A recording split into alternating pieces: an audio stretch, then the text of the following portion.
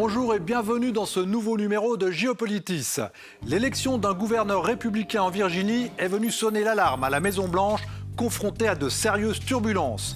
C'est le retrait chaotique d'Afghanistan qui a marqué la fin de l'état de grâce pour Joe Biden, un pays maintenant confronté à la famine.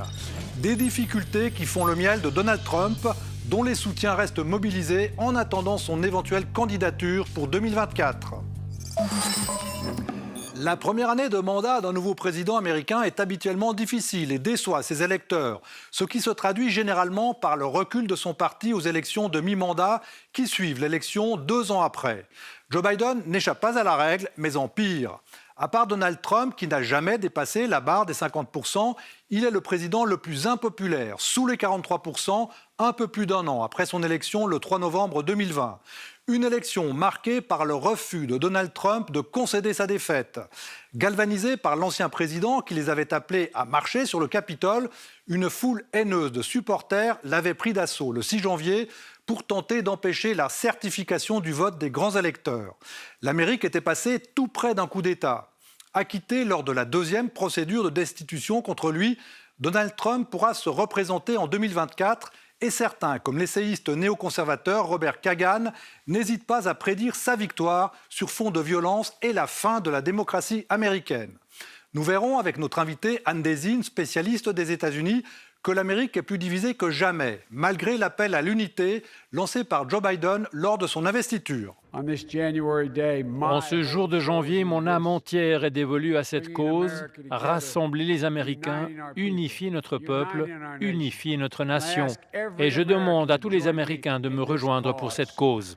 Dans la foulée de l'élection présidentielle, les républicains se préparent maintenant à lancer systématiquement des accusations de fraude pour les scrutins qu'ils perdraient. Mais ils n'en ont pas eu besoin en Virginie.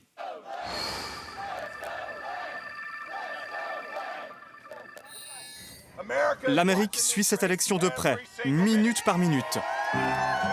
C'est le premier gros caillou dans la chaussure de Joe Biden. Le républicain Greg Youngkin, élu gouverneur de Virginie, un État où Biden l'avait emporté de 10 points à la présidentielle.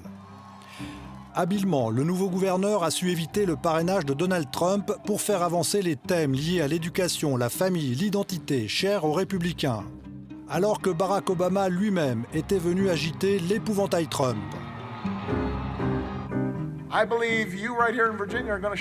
Je crois que vous, en Virginie, allez montrer au reste du pays et au monde que nous ne céderons pas à nos pires instincts et que nous ne retournerons pas vers le chaos qui a fait tant de dégâts.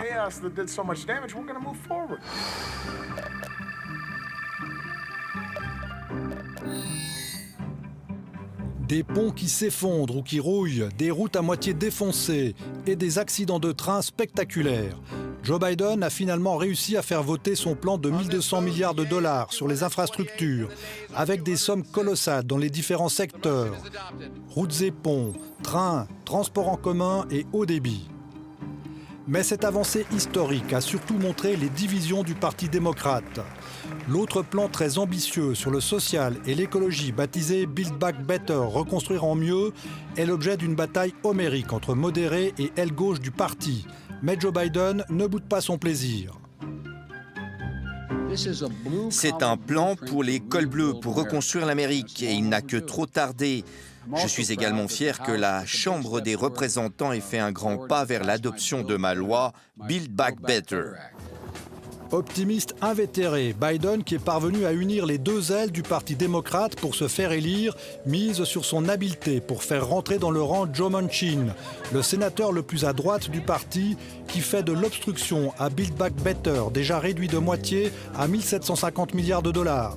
En représailles, la passionnariat de la gauche, Alexandria Ocasio-Cortez, très remarquée dans sa robe taxer les riches, a refusé de voter le plan sur les infrastructures.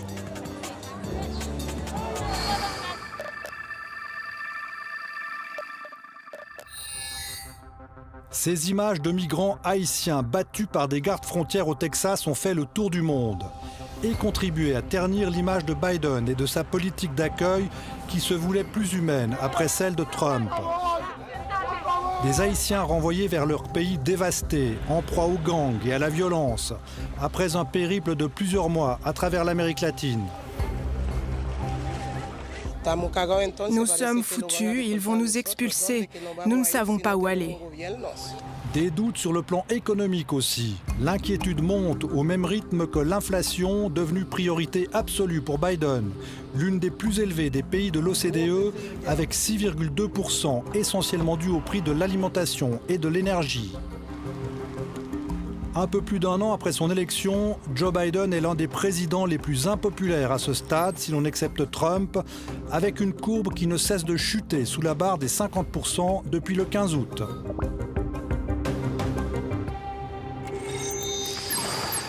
Bonjour Anne Désine, professeure émérite à l'Université de Paris-Nanterre. Vous êtes une spécialiste des questions politiques et juridiques aux États-Unis. On verra évidemment l'importance du juridique. Mais tout d'abord, si l'on regarde la courbe de popularité de Joe Biden, la plus basse, si l'on accepte Trump, des présidents américains, est-ce qu'on ne peut pas se dire que c'est très mal parti pour lui ? Alors, il est vrai que sa courbe est très mauvaise. Il est au niveau de Trump, ce qui paraît ahurissant. Mais il y a plusieurs facteurs qui peuvent l'expliquer. Il faut voir que ce que nous lisons, c'est le produit d'une désinformation de toute une chambre d'écho des médias de droite. Alors il y a certains journaux, des magazines, mais surtout les radios qui diffusent des heures de désinformation, les télévisions, Fox News est la plus connue, mais il y en a d'autres qui sont plus à droite, comme Newsmax, et que donc son bilan, qui est assez positif quand même, lui a réussi à faire vacciner, à enrayer le Covid. Il a réussi à faire adopter 2 plans qui donnent de l'argent pour lutter contre la pauvreté des enfants, etc. Tout ceci ne réussit pas à passer. Et donc, on se rappelle que ce qui ne va pas, en particulier ce départ absolument chaotique d'Afghanistan, pour nous, Français, l'affaire des sous-marins. Mais si on fait un bilan coût-bénéfice, son bilan est positif. Simplement, les démocrates et la présidence ne réussissent pas à imposer ce récit du bilan positif. Vous parlez des démocrates, on a bien vu les difficultés qu'il a eu à faire passer d'abord ce premier plan massif sur les infrastructures. Maintenant, on ne sait toujours pas s'il va réussir à faire passer le deuxième plan, celui sur le social, l'écologie. Les démocrates sont très divisés, c'est quand même une fragilité pour lui. Alors bien sûr, les démocrates sont divisés et en France ou en Suisse, il n'y aurait pas un parti qui inclut d'un côté Bernie Sanders et Ocasio-Cortez et de l'autre des modérés comme Manchin et beaucoup d'autres. Ça, c'est la première chose. Mais il faut même bien voir que les difficultés de Biden sont dues à l'obstruction systématique des républicains.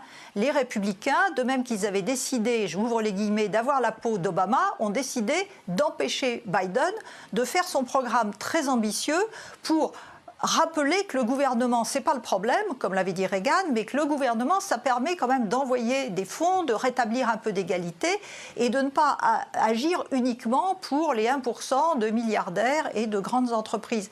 Donc il a ce projet, mais ce projet est contré par les républicains. Et ce qui est important, après le projet d'infrastructure qui vient d'être adopté, avec quand même quelques républicains au Sénat et à la Chambre, ceux des républicains qui n'ont pas voté pour le projet sont maintenant en train, dans leurs États, de dire « Ah, c'est bien, on va pouvoir construire des ponts, etc. » Mais ils sont soumis à la pression, au chantage de Trump, au Sénat de Mitch McConnell, à la Chambre de McCarthy, et donc ils n'osent pas voter pour ces projets qui objectivement, sont bons pour le pays. Et si on peut reprocher au premier plan d'avoir peut-être alimenté un petit peu d'inflation, mais la question de l'inflation est plus complexe que cela, tous les économistes s'accordent à dire que ce premier projet adopté et celui qui sera peut-être adopté, parce que ces sommes gigantesques sont étalées sur 10 ans, ne seront pas responsables d'une surchauffe. Justement, vous parliez d'inflation, c'est aussi une difficulté supplémentaire. Les États-Unis sont le pays de l'OCDE avec l'inflation la plus élevée, les prix de l'énergie, les prix de l'alimentation. Face à cela, qu'est-ce qu'il peut faire Biden ? Alors tout d'abord, il faut quand même voir qu'on fait tout un cirque de cette inflation. C'est vrai qu'elle est gigantesque, en particulier l'augmentation du prix de l'essence qui a dépassé 4 $ le gallon pour ceux d'entre nous qui avons roulé avec une essence à 1 $ quelque chose. C'est un choc culturel. Mais ce qui est intéressant de voir, c'est que dans les sondages d'opinion, l'inflation n'est pas encore le sujet numéro 1. Pour les Républicains, dans tous leurs messages, c'est le sujet numéro 1. Mais ce n'est pas encore le cas. Et ensuite, quand on regarde les chiffres de la consommation, on voit que les Américains sont peut-être un peu inquiets, ils expriment leur inquiétude, mais ils dépensent à tout va. L'augmentation de la consommation, surtout de marchandises, plus que de marchandises que de services, a augmenté de plusieurs milliards au cours des années, des semaines précédentes. Et donc, on voit les grands magasins comme Walmart, etc., qui font des chiffres d'affaires considérables. Donc, vous voyez, il faut quand même nuancer. Oui, il y a une certaine crainte, mais pour le moment, les Américains qui ont pu économiser pendant les confinements, qui ont reçu beaucoup d'argent avec les différents plans adaptés au printemps, c'est quand même 3 000 milliards de dollars qui ont été envoyés vers les poches des Américains, alors que les plans précédents, ça allait plutôt vers les 1%. Donc, quelque part, si les démocrates espèrent un petit peu de regain, c'est parce que peut-être au bout d'un moment, les électeurs vont commencer à voir qu'ils ont reçu plus d'argent. Mais avec le message des républicains qui vont dire que tous ces bénéfices, y compris les hausses de salaire, etc., sont mangés par l'inflation, ce n'est pas facile de faire passer ce récit un petit peu optimiste. Oui, et d'ailleurs, si l'on se réfère au précédent président, l'Obamacare ou la Great Society de Johnson, tous ces grands plans n'ont pas aidé à faire gagner les midterms au président en place. C'est un petit peu ce qui risque de se passer pour Biden, non ? Oui, historiquement, le parti du président perd les premiers midterms. Si on se rappelle, George Bush réélu en 2004, 2006, les démocrates reprennent le pouvoir. Trump élu en 2016, 2018, les démocrates reprennent le pouvoir. Donc, il faut s'attendre à ce que les démocrates perdent la Chambre à cause de cette grande règle historique, à cause de ce récit hyper négatif dont je parlais à l'instant. Et puis aussi, quelque chose dont on est peut-être moins conscient en Europe, mais qui inquiète beaucoup, et pas seulement les démocrates, mais les républicains aussi, toutes ces manœuvres qui sont faites dans les États détenus par les républicains, le Texas, la Géorgie, pour changer les règles du jeu électoral et faire en sorte qu'il y ait moins de démocrates qui puissent se rendre aux urnes. Et puis surtout, ce qu'on appelle voter subversion, du côté américain, remplacer ces gens intègres qui ont empêché la catastrophe en 2020, les républicains dans ces États sont en train de les remplacer par des politiques, par des idéologues qui sont prêts à tricher. Donc la crainte, c'est qu'en 2022 et surtout 2024, il y ait un décalage entre les résultats des urnes, c'est-à-dire ce que veulent les électeurs, et ce qui sera envoyé au Congrès dans le cadre du collège électoral, si on pense à l'élection présidentielle de 2024. Un certain nombre d'auteurs sont en train de dire que Trump peut très bien perdre par 15 millions de voix en 2024, mais avec toutes ces malversations au niveau des États, le collège électoral sera en sa faveur. Et ça, c'est dramatique parce que Robert Kagan, qui n'est pas du tout un libéral ni un homme de gauche, parle de violence terrible s'il y a ce type de fraude. Et là, ce seront des vraies fraudes et non pas la fraude alléguée par Trump. Alors justement, vous parlez de Trump. Après l'attaque du Capitole, évidemment, on s'en rappelle, l'un des temps forts du discours d'investiture de Biden, ça avait été d'appeler au rassemblement, à l'unité, ce qui évidemment n'est pas du tout entendu dans le camp Trump. Alors on regarde cela avec Anne Dolette et Gaspard Kuhn et on se retrouve juste après pour continuer à parler de Trump. Ce n'est qu'un au revoir. Nous vous aimons et nous reviendrons d'une manière ou d'une autre. Pour Donald Trump, la partie est terminée. Il quitte la Maison-Blanche en compagnie de la First Lady. L'hélicoptère présidentiel Marine One les attend. Un président qui n'a jamais reconnu sa défaite et qui sera parvenu à chauffer à blanc ses supporters jusqu'au bout. Parmi eux, des militants d'extrême droite et des suprémacistes blancs qui se lancent dans la prise du Capitole, faisant vaciller une certaine idée de l'Amérique, un ex-président qui malgré tout semble aujourd'hui toujours bien présent. Donald Trump reste une figure tutélaire du parti républicain. Le mouvement QAnon est toujours bien présent, les milices n'ont pas disparu et une grande partie de la base des militants reste convaincue qu'il a gagné la présidentielle l'an dernier. C'est un socle sur lequel Donald Trump peut s'appuyer. Et puis, il tient les cordons de la bourse. Il a levé beaucoup de fonds l'an dernier à la faveur des batailles juridiques pour contester le résultat de la présidentielle. Et aujourd'hui, il utilise cet argent pour adouber, soutenir tel ou tel candidat et peser ainsi sur l'avenir du parti républicain. La guerre entre démocrates et républicains se poursuit tous les jours. Arrivée remarquée de Steve Bannon, conseiller influent de Donald Trump. Accusé de faire obstruction à l'enquête du Congrès sur le rôle du président lors de l'assaut du Capitole, le troublion persiste et signe. Fatigué de jouer la défense, nous allons passer à l'offensive et tenez-vous prêts. Des républicains encore largement présents sur l'échiquier politique américain. Les républicains détiennent encore beaucoup de postes de pouvoir. C'est la logique d'équilibre des institutions américaines. Au Sénat, la majorité des démocrates est si courte que les républicains peuvent bloquer beaucoup de projets. À la Cour suprême, il y a une majorité de juges conservateurs. Et au niveau des postes des gouverneurs des États, il y a plus de républicains que de démocrates. Et ça permet aux républicains de pousser leur agenda dans de grands États comme la Floride ou le Texas. En ce mois de septembre, la colère gronde à New York. L'État du Texas vient d'adopter une loi qui limite drastiquement le droit des Texanes à interrompre leur grossesse. C'est incroyable qu'il faille encore manifester pour ça. À Washington, il se dirige vers la Cour suprême, qui 50 ans après avoir reconnu le droit à l'avortement, semble prête à faire marche arrière. Au regard de ces enjeux, 2022 sera crucial. Avec les élections de mi-mandat, un test pour les républicains. Voilà, alors on parle évidemment de Donald Trump. L'Amérique, finalement, le malentendu, c'est que c'est un pays qui est quand même, finalement, fondamentalement à droite. Oui, c'est un pays conservateur et en fait, en Europe en particulier, on a cette vision idéalisée de l'Amérique des années 60. C'est la période durant laquelle elle a été progressiste, elle a été à gauche. À la Chambre, c'était des majorités démocrates. La Cour suprême avait une majorité de progressistes. Et c'est durant cette période qu'il y a eu toutes ces décisions qui protègent le droit des inculpés, qui protègent les femmes. Bon, c'est un petit peu après qu'a eu lieu la décision Roe sur l'avortement. Et donc, c'est cette image idéalisée que l'on a de l'Amérique. Mais si on prend les 200 et quelques années de vie de l'Amérique, ça a été très conservateur et pas du tout axé sur un principe d'égalité pendant 100 ans au début, en tout cas jusqu'à la guerre de sécession. Et en fait, ce qui se passe depuis 30 ans, c'est un retour de l'accent mis sur la liberté au détriment de l'égalité. Alors, vous parliez tout à l'heure de Robert Kagan, du risque sur la démocratie américaine. C'est un vrai risque, selon vous, qui êtes spécialiste des questions juridiques, avec cette obstruction systématique au résultat des élections, le fameux mouvement Stop the Steal qui continue ?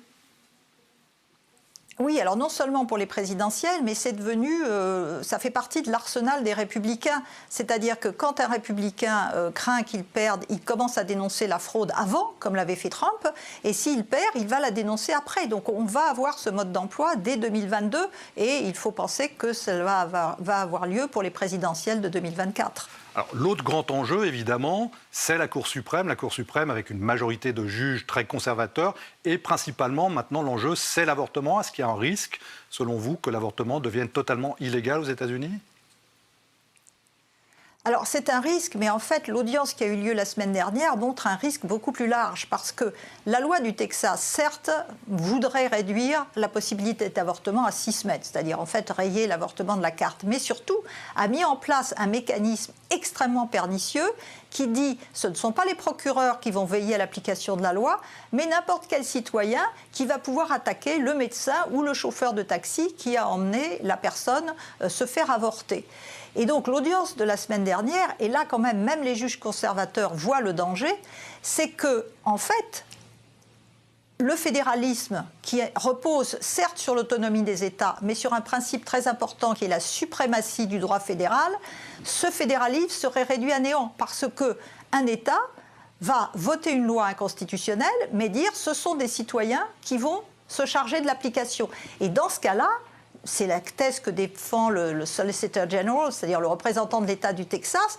Dans ce cas-là, il ne serait pas possible de saisir les juridictions fédérales, comme c'est la règle habituellement, en disant « cette loi est inconstitutionnelle, il faut en suspendre l'application ». Alors peut-être rapidement, si vous voulez, pour conclure, une question, on va revenir à Biden, sur sa politique étrangère. C'est vrai que le retrait catastrophique, chaotique d'Afghanistan, vous évoquiez aussi les sous-marins avec la France, ça n'a pas fait beaucoup, disons, pour rehausser son image à l'étranger. C'est aussi une fragilité pour lui, ça. En fait, la politique intérieure et la politique étrangère, depuis Trump, sont liées. C'est-à-dire que si Biden veut rétablir un front des alliés, et s'il veut réussir son sommet de la démocratie, il faut déjà qu'il fasse en sorte que la démocratie ne soit pas détruite aux États-Unis. Et ça impliquerait mettre fin au filibuster, ce n'est pas lui qui peut le faire, de façon à adopter une loi sur le droit de vote qui empêche les républicains de faire n'importe quoi. et aussi de rétablir la confiance des alliés, parce que les alliés se disent c'est bien joli ce que nous dit Biden, les alliés c'est superbe, le multilatéralisme c'est bien, mais quand ils voient qu'ils ont été à peine informés du retrait d'Afghanistan, quand la France voit comment elle a été traitée, il est certain que la confiance des alliés n'est pas totalement au rendez-vous, et c'est un des enjeux pour Biden. Eh bien, merci Anne Désine, c'était un plaisir de vous recevoir dans Géopolitis. Évidemment, on va continuer à s'intéresser de près à ce qui se passe outre-Atlantique et surtout comment va évoluer la présidence Biden. Merci beaucoup. Une des décisions les plus critiquées de Biden à l'étranger a été le retrait d'Afghanistan, décidé sans consultation des alliés de l'OTAN. 2 mois et demi après le départ dans le chaos des derniers soldats occidentaux, laissant place aux talibans, la situation est dramatique, avec la famine qui menace, au point que des parents doivent se résoudre à vendre leurs fillettes. Elsa Anguinolfi.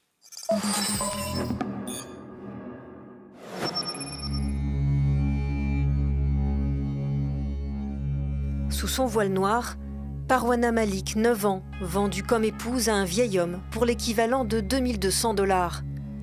Ces images de la chaîne CNN ont fait le tour du monde. Le père de Parwana explique ne pas avoir eu le choix. Il a encore 7 bouches à nourrir, plus de travail, et depuis la prise de pouvoir des talibans, l'aide humanitaire ne lui parvient plus. L'histoire de Parwana n'est de loin pas unique. Dans les zones rurales les plus pauvres du pays, les ventes de petites filles et d'adolescentes augmentent depuis de nombreux mois. Et selon CNN, encore plus depuis le retour des talibans. C'est ma fille, elle a 8 ans. Je l'ai vendue 3 000 $ parce que nous avons faim et que nous avons des dettes. Un de ces jours, l'homme qui l'a acheté va venir ici et il l'emmènera dans sa maison. Je ne l'ai fait que parce que je n'avais pas le choix. Depuis la victoire des talibans et le départ des troupes occidentales au mois d'août, la situation économique du pays, déjà affaibli par 20 ans de guerre, ne fait qu'empirer. Les États-Unis ont gelé les fonds de la Banque centrale afghane détenus sur leur territoire. L'Union européenne, le Fonds monétaire international et la Banque mondiale ont suspendu tout ou partie de leurs aides financières. L'économie est presque à l'arrêt, les prix flambent, une crise amplifiée par la pandémie et la grave sécheresse qui a touché le pays. Selon l'ONU, l'Afghanistan traverse l'une des pires crises humanitaires dans le monde. La situation est très mauvaise. En 10 ans de suivi et de mesure de l'insécurité alimentaire en Afghanistan, elle n'a jamais été aussi mauvaise. À l'heure actuelle, nous avons 18,8 millions de personnes en insécurité alimentaire en Afghanistan et ce nombre va augmenter dans les 2 prochains mois pendant la période la plus dure de l'hiver pour atteindre 22,8 millions de personnes. C'est plus de la moitié de la population.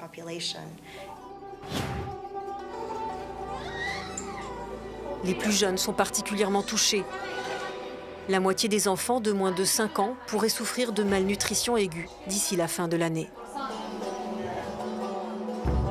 La communauté internationale a promis de débloquer des aides d'urgence, des fonds encore insuffisants alors que le pays traverse une nouvelle vague d'attentats revendiqués par l'État islamique au Khorasan, la branche locale de l'organisation en conflit avec les talibans.